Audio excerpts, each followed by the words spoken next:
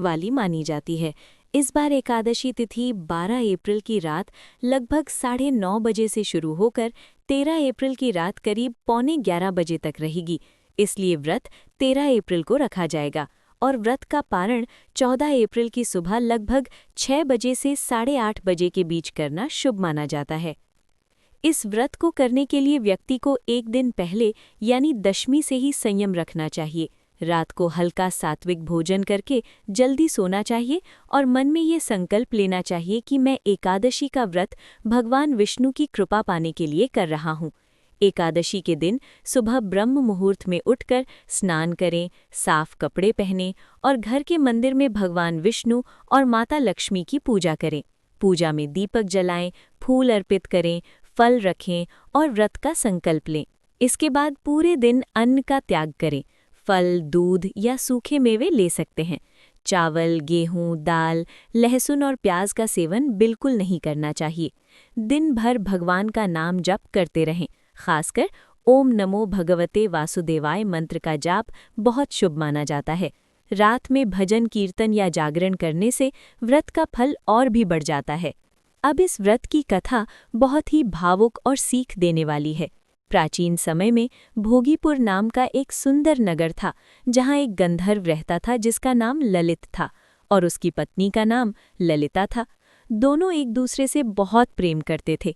ललित राजा के दरबार में गायक था और अपनी मधुर आवाज से सबको मंत्रमुग्ध कर देता था। एक दिन वो राजा के सामने गाना गा रहा था, लेकिन उसका मन अपनी पत्नी के प्रेम में इतना डूबा हुआ था कि उसका ध्यान गाने से हट गया और उसकी ताल लय बिगड़ गई।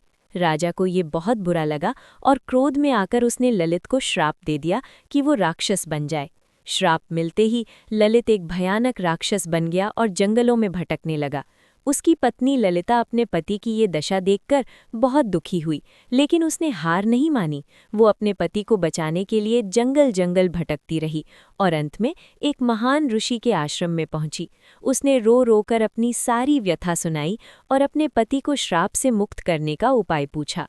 ऋषि ने करुणा से भरकर उसे बताया कि अगर वो पूरे नियम और श्रद्धा के साथ कामदा एकादशी का व्रत करे और उसका फल अपने पति को समर्पित कर दे तो उसका पति इस श्राप से मुक्त हो सकता है। ललिता ने पूरी आस्था और विश्वास के साथ एकादशी का व्रत किया, भगवान विष्णु की पूजा की, दिन रात उनका स्मरण किया और द्वादशी के दिन व्रत का पारण करके उसका पूरा पुण्य अपने पति को अर्पित कर दिया। उसकी सच्ची भक्ति और व्रत के प्रभाव से तुरंत ही ललित का राक्षस रूप समाप्त हो गया और वो फिर से अपने सुंदर गंधर्व रूप में वापस आ गया। दोनों पति पत्नी खुशी खुशी अपने जीवन में लौट आए और भगवान का आभार व्यक्त किया। इस कथा से ये सीख मिलती है कि सच्चे मन से किया गया व्रत और भक्ति कभी व्यर्थ नहीं जाती। कामदा एकादशी का व्रत हर प्रकार के पापों को नष्ट करने वाला और मनोकामनाओं को पूरा करने वाला माना गया है। जो भी व्यक्ति इस दिन श्रद्धा और नियम के साथ व्रत करता है, उसके जीवन के कष्ट धीरे धीरे समाप्त होने लगते हैं और उसे सुख शांति प्राप्त होती है।